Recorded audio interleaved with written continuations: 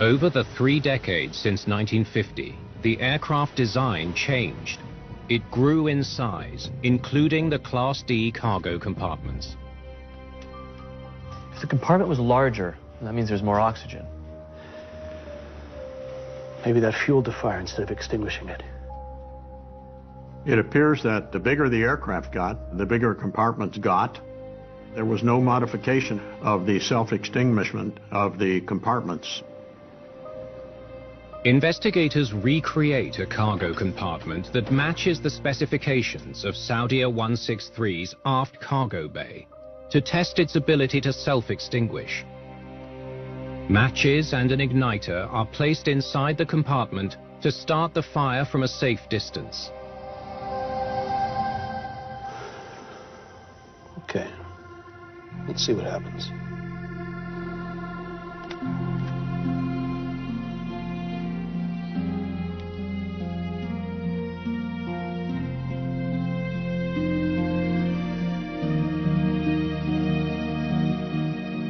Let's see if the fire extinguishes.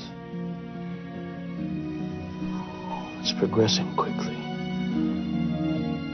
As investigators expected, the fire does not burn out. A small fire that in a normal Class D compartment would extinguish and burn all its oxygen up, in a large compartment, it wouldn't do that. It had too much oxygen. It's burning through the fire-resistant liner.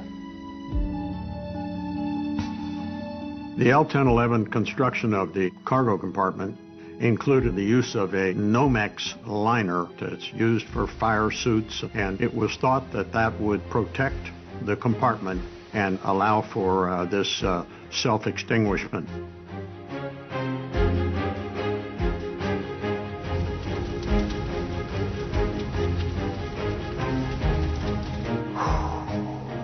Instead of burning out, it burned through the liner in 2 minutes and 59 seconds. That explains why the fire wasn't contained. Well, we were quite surprised by the findings of our tests of the Nomex. It failed miserably and permit the fire to spread much quicker than we had suspected.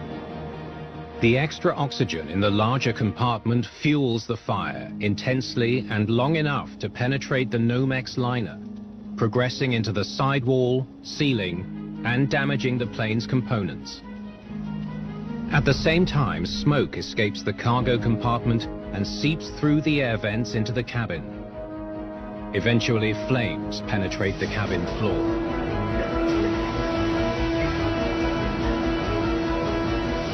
Why the pilots didn't stop and shut the engines down sooner, which would have prevented the fire from spreading throughout the plane, now remains Saudia 163's biggest mystery.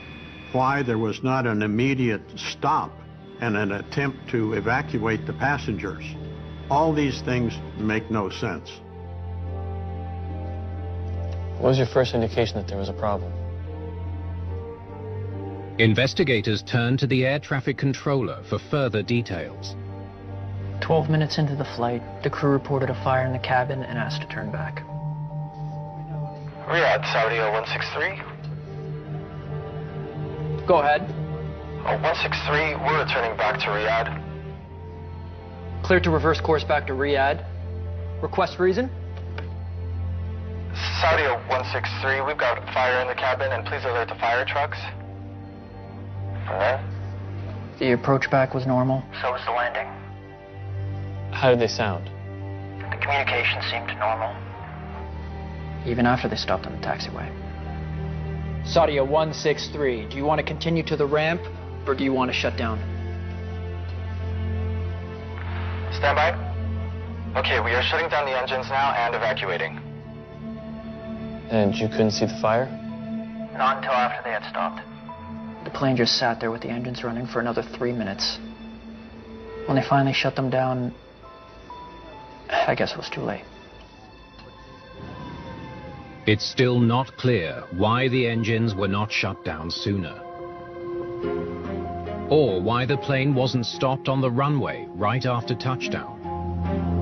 The captain's decision not to stop the aircraft immediately after landing and evacuate was reckless and irresponsible, in my mind. It is imperative that you get the passengers out as quickly as possible. While investigators will never know why the engines weren't shut down in time, could something have prevented the pilots from stopping the plane earlier on the runway? Nothing unusual here. They scrutinize the recorded flight data. Looks like a normal flight. Do we have the data on the braking system? Maybe the brakes failed. Here it is. Did the brake hydraulics fail, preventing the pilots from stopping the plane? See for yourself. Our examination of the airplane revealed that the braking system was working fine, and the pilot could have easily stopped the airplane on the runway. It's as if the crew was flying a plane that wasn't even on fire.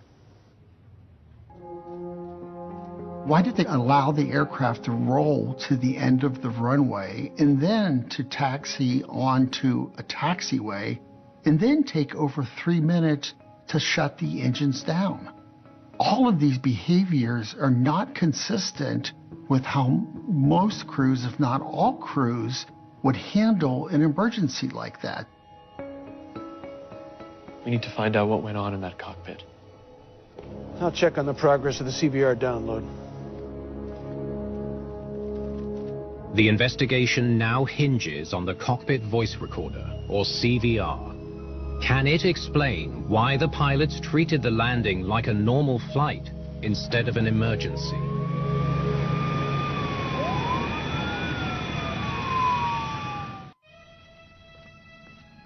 You review the recordings?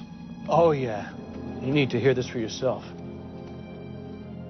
Investigators listened to how the crew of Saudia Flight 163 dealt with the onboard fire. Let's start from when the smoke alarms go off, 7 minutes into takeoff.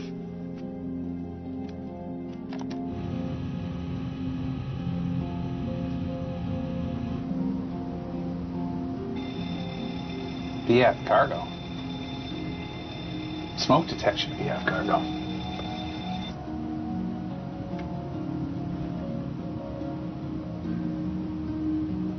Now it's A.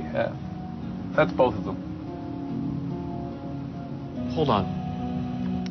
The alarms go off long before they report a fire. They got 2 smoke warnings, and then there was a 5-minute and 30-second delay before they turned around. By the way,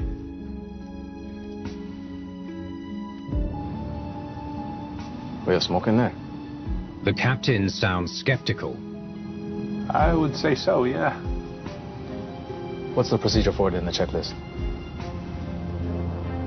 Pardon the intrusion. About the data. There isn't anything about it in the abnormal procedures, huh? Oh, it's you, Dunham. What about the data? Nothing about it. Pause the recording. They waste time going through the smoke alarm procedures before deciding to turn around. And on top of that, they're looking in the wrong place. They should be looking in the emergency section. There was obvious confusion between checklists. The emergency checklists need to be immediate action, and the abnormal checklists are actions that you take to avoid getting into some sort of an emergency condition. There's a lack of urgency here.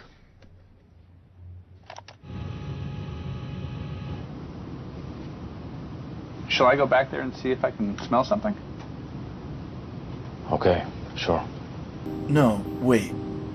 Okay, if I can see or smell anything, I think we better go back. Okay, sure. Where are your clothes?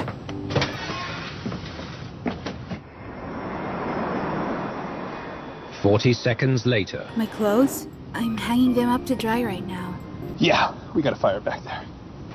We do? Yeah, we do. It got a bit soggy on the previous trip. It's okay. Tell control we're heading back. The captain is surprised to learn there's a fire. Only then does he turn the plane back to Riyadh. It's been 5.5 minutes since the first alarm. I would declare an emergency. My eyes. We need to get Stell more clothes. Yeah. Clear to reverse course back to Riyadh. Request reason? Declare emergency? You do, huh? Fire! Fire in the cabin! The engineers already told him there's a fire, and his purser has corroborated that.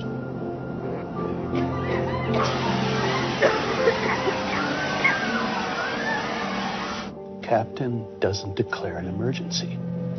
And it happens again. Cue it up to 2250. 15 minutes into the flight. Did we declare an emergency? Negative. Okay. The fire trucks will be waiting for us, though. Yes. The captain is ignoring his crew. In the 1980s, the captain was God on the airplane.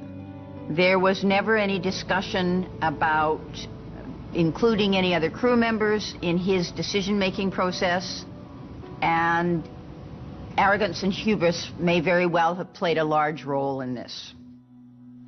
And it gets even more disturbing when the captain is asked about evacuating. Play those selections.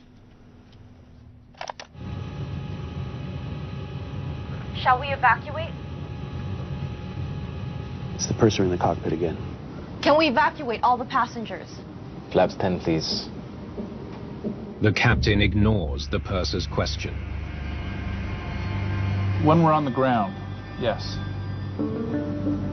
Flaps 10? The captain was asked a total of 7 times if an evacuation was going to happen, and each time he ignored the request. There were 2 other people in the cockpit. What were they doing?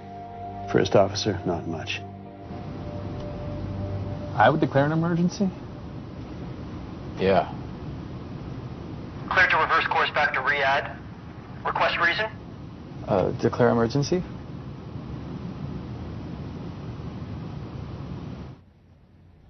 He never once challenged the captain's stubbornness. The first officer was silent and passive. The captain just left the first officer completely out of the picture and continued to fly.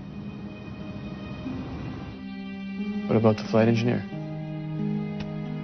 Reviewing the transcripts, investigators discover a troubling pattern.